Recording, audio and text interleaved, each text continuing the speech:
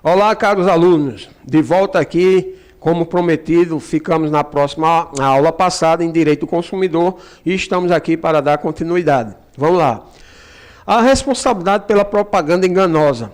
Em aula passada, tratamos mais ou menos isso, a questão da panfletagem, certo? Quando eu relatei lá como você panfletar e as responsabilidades também que você tem que ter na hora da representação lá do anúncio do imóvel, da panfletagem. Então, no artigo 36, a publicidade deve ser veiculada de tal forma que o consumidor fácil e imediatamente a identifique como tal, certo? Sem precisar burlar, sem precisar mentir, sem precisar ludibriá-lo. A verdade é essa, enganá-lo, certo? Que ele seja fácil e imediatamente a identificação do que você está querendo dizer a ele.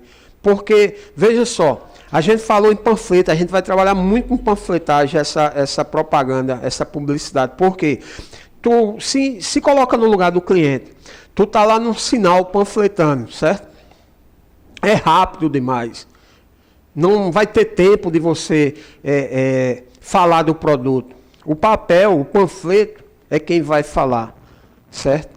Vai estar lá seu telefone, o cliente pode também lhe ligar de volta, ok? Mas vai ser uma coisa rápida, então você tem que ter um produto assim, um panfleto de fácil e imediata identificação do que você quer dizer ao seu cliente. No artigo 37, é proibida toda publicidade enganosa ou abusiva. Inciso 1º. Se coloca aí, ó, só em nós lermos esses artigos aí que a lei fala, se coloca como cliente também, como você queria ser tratado, ou melhor, como você deve ser tratado, certo? Seu cliente também quer ser tratado bem por você, certo? Então vamos lá. No inciso 1º diz o quê?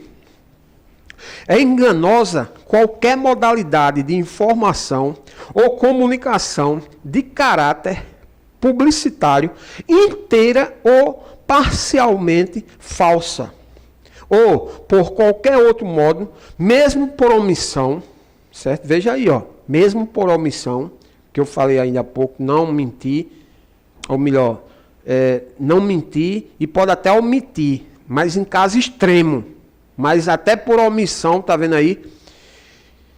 Mesmo por omissão, capaz de induzir em erro o consumidor a respeito da natureza, características, qualidade, quantidade, propriedades, origem, preço e quaisquer outros dados sobre produtos e serviços,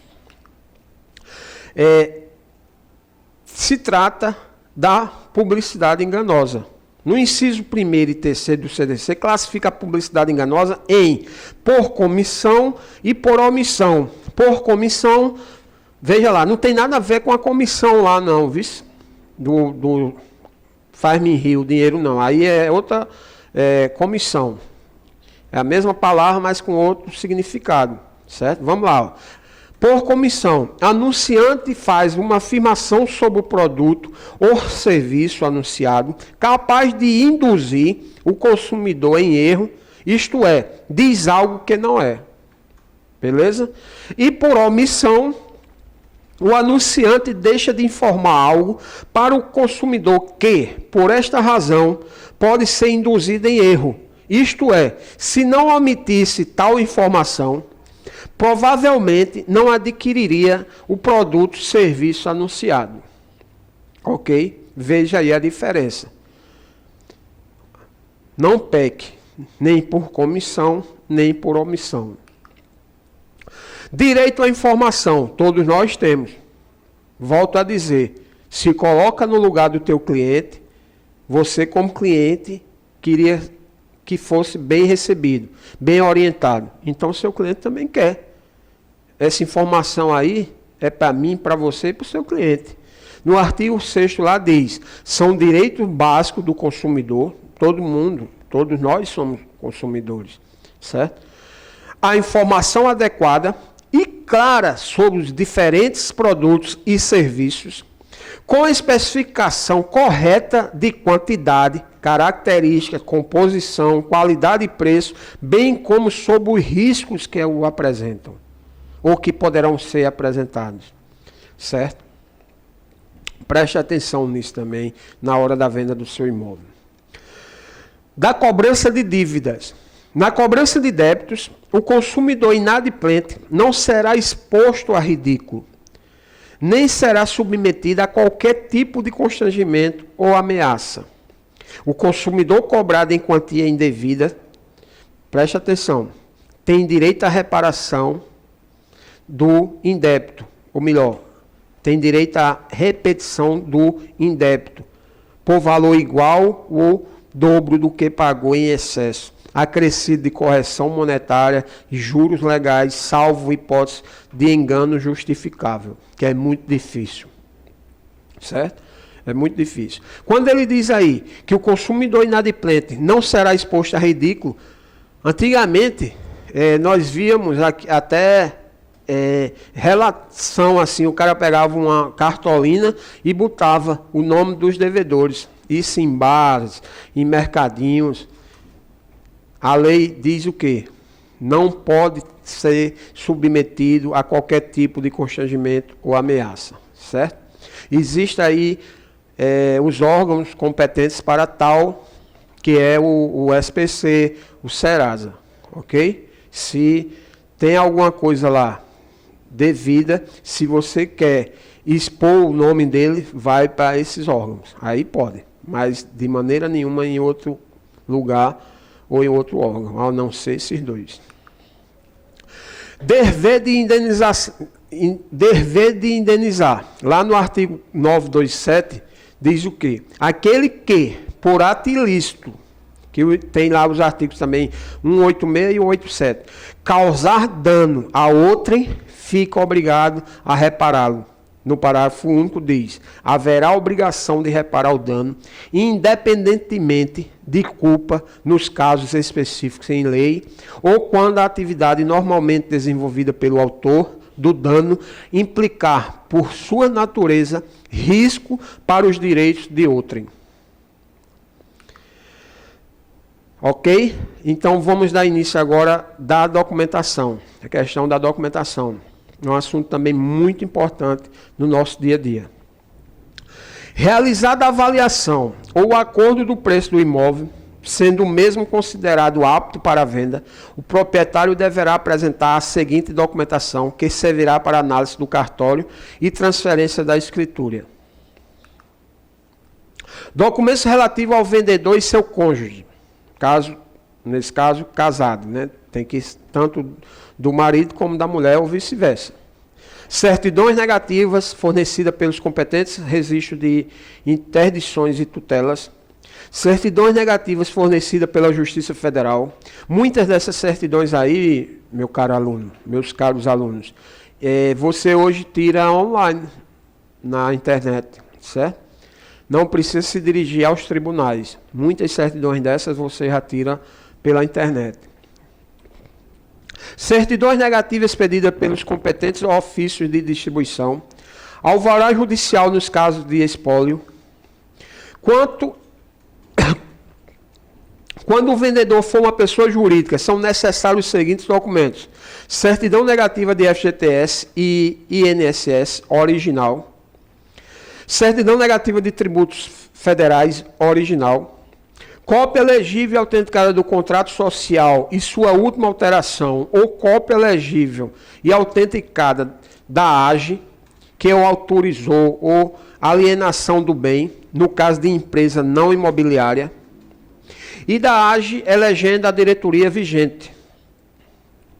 Cópia legível e autenticada do CNPJ, documentos relativos ao imóvel, certidão de ônus real, certidão de ofício do registro de distribuição, certidão negativa de ônus da prefeitura, que é o IPTU, certidão efitêutica do imóvel na prefeitura também, declaração de que o imóvel se encontra livre e desimpedido, certidão da existência da vaga de garagem, caso tenha, em condomínios fechados, Declaração do síndico ou da administração de que não há dívidas com o condomínio. Isso é muito importante quando você também for tratar de venda imóveis em condomínio fechado. O síndico ele lá está para lhe atender e dar essa certidão ou essa declaração. Verificação, isso pessoal, preste atenção, tudo é antes. Tudo é antes. Eu não sabia, o dono me disse que não estava devendo. Não, você é o responsável por uma boa negociação. Ambas as partes vão lhe agradecer no final, ok? Verificação de existência de débitos perante junto às concessionárias locais de água, energia, telefone, TV a cabo. Preste atenção nisso também. Imposto de transmissão de bens imóveis, o ITBI. O ITBI, pessoal, quem paga o ITBI é quem está comprando. Quem paga a escritura e o registro é quem está comprando também, ok? Preste atenção nisso. Imposto de transmissão de bens imóveis, o ITBI. Particularmente, a gente vai tratar aqui de João Pessoa, certo? Da nossa região, mas você que é aí de outro estado, certo? De outra cidade, preste atenção porque cada município tem sua taxa de ITBI, certo? Como é que se diz? É diferenciada, não é obrigado o município cobrar X e o outro município cobrar X porque o município X cobra X. Não, certo? Cada município tem sua alíquota, preste atenção. A taxa cobrada pela prefeitura varia de acordo com cada município. No caso de João Pessoa, a cobrança é de 3% do valor do imóvel. Trata-se de um imposto e deve ser pago dentro do prazo estabelecido pela própria administração local. João Pessoa tem uma das maiores alíquotas de ITBI do país, o que representa 3%, como nós já falamos aí anteriormente, em toda transmissão de imóveis feita pelo novo proprietário. Quer dizer o quê? Que todas as vezes que esse imóvel for negociado, vai ter essa taxa, certo? E é paga por quem está comprando, ok? Salvo se houver um acordo entre as partes e quem está vendendo pagar. Mas, de fato e de direito, quem paga é quem está comprando, ok? João Pessoa, com 25% de abatimentos na alíquota, cai, que é o que ela está fazendo hoje em dia, certo? Está dando 25% de abatimento, a alíquota cai para 2,25%. O tributo é válido para todos os bens imóveis, novos quanto usados, seja terreno, casa, galpão, etc. Não interessa, novo ou usado, essa taxa ela é paga em cada transação imobiliária, certo? Escritura pública. É pago pelo comprador ao cartório e o custo é diferente de estado para estado, variando de acordo com o preço do bem, em torno de 2,5% do valor do imóvel. Esse é o valor cobrado da escritura versus registro. Salientando, mais uma vez, eu já falei isso em aula passada, mas estou falando aqui agora novamente. Preste atenção. O imóvel foi vendido várias vezes. Foi vendido 5 vezes. Esse foi o mesmo exemplo que eu dei em aula passada. O imóvel foi vendido 5 vezes. Com 5 escrituras. Certo? Mas só um desses 5 será dono. Quando acontecer o quê? O registro da escritura. Quem registrar primeiro dos 5, independente da ordem cronológica de compra, se eu fui o primeiro, se eu fui o terceiro ou o quinto, o último a comprar, não interessa. Se algum profissional, que eu não chamo isso de profissional, se algum estelionatário, certo? Que isso vamos dizer, característica de um estelionatário, de um ladrão, de um salafrário, vender um imóvel 5 vezes, o mesmo imóvel 5 vezes, certo? A pessoas diferentes, óbvio. Essas pessoas vão perder se não registrar o imóvel. E só pode ser registrado o quê? Uma vez. Então, se uma das 5 for lá e registrar, quem registrar será o dono do imóvel, de fato e de direito. Os outros 4 pode ir atrás da polícia, provocar a justiça para receber, se receber, o seu dinheiro de volta ao ladrão, vamos dizer assim, que lhe vendeu, ao estelionatário que lhe vendeu. Preste muito bem atenção nesse caso, porque aqui tem regiões que existe isso, a venda de mais de uma vez de um imóvel. Então, o que diz a lei sobre venda de imóveis? A esse respeito diz o Código Civil Brasileiro em seu artigo 530, inciso 1º. Vejamos. No artigo 530, adquirir-se a propriedade imóvel, quem? Pela transmissão do título de transferência no seu registro de imóvel, que quer dizer o quê? Denomina-se o título do documento que a lei considera hábil para efetivar a transferência da propriedade do bem imóvel, ao ser registrado no cartório imobiliário para compra e venda, chama-se escritura pública. Então, se a escritura pública não tiver registrada no cartório competente, certo? Que o imóvel esteja localizado. Aqui em João Pessoa nós temos 2 cartórios, um da Zona Sul e um da Zona Norte, certo? E você aí de outro estado, eu não sei como funciona, mas geralmente é assim, certo? Preste atenção nessa questão do registro da escritura. A escritura sem registro não vale nada, ok?